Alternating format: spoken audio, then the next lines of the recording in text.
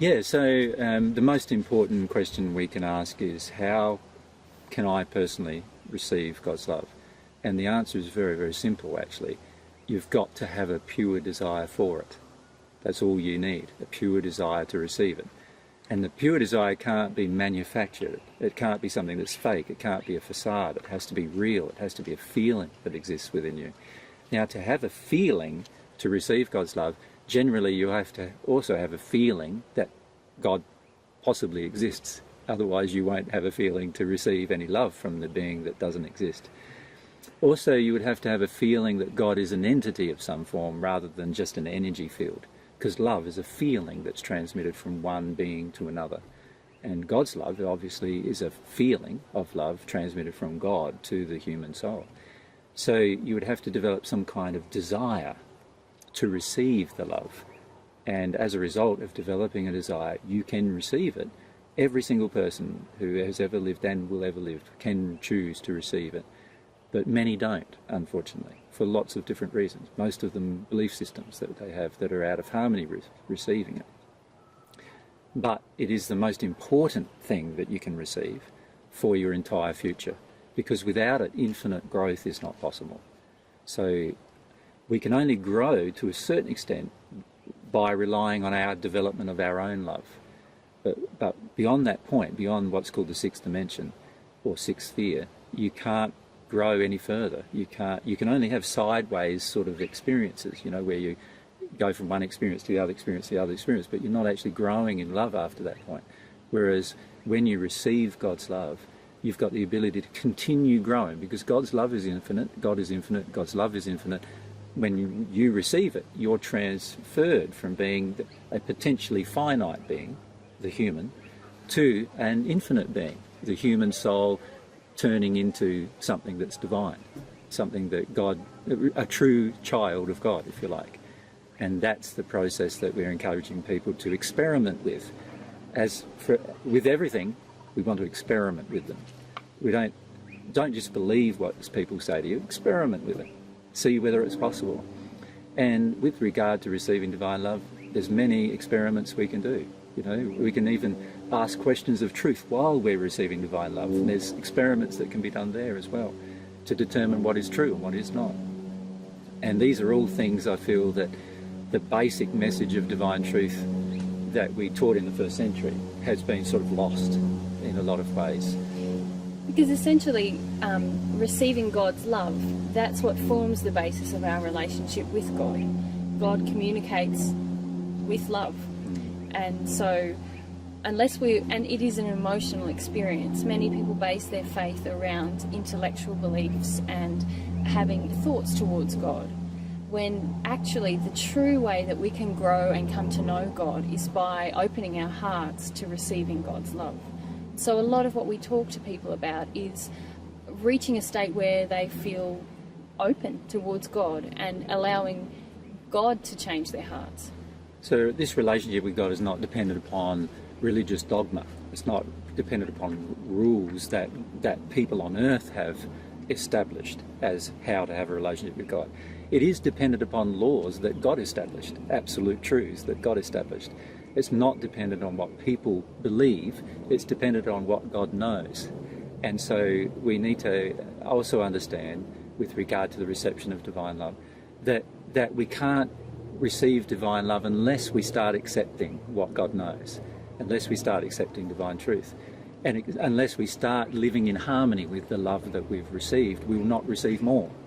So we need to also come to understand that just because we're a part of one religious faith, it doesn't mean that another religious faith, people in that faith, haven't received God's love. The reality is there's people of all walks of life around the world today who have received God's love. And all sorts of different religions, people of all sorts of different religions. There are Muslims, there are Christians, there are Hindus, there are atheists even who have received some divine love, because it's about their soul feeling, not their intellectual thoughts. So you can actually have, right at this moment, a different soul feeling than an intellectual thought. And it's God's relationship with us is based on soul-to-soul relationship. Remember, in terms of the creation of the human, your body is not you.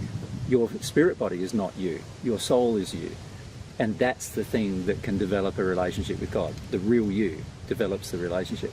And that is through feelings, emotions, experiences, through knowledge that comes through not just from somebody telling you something, but something that you've personally experienced.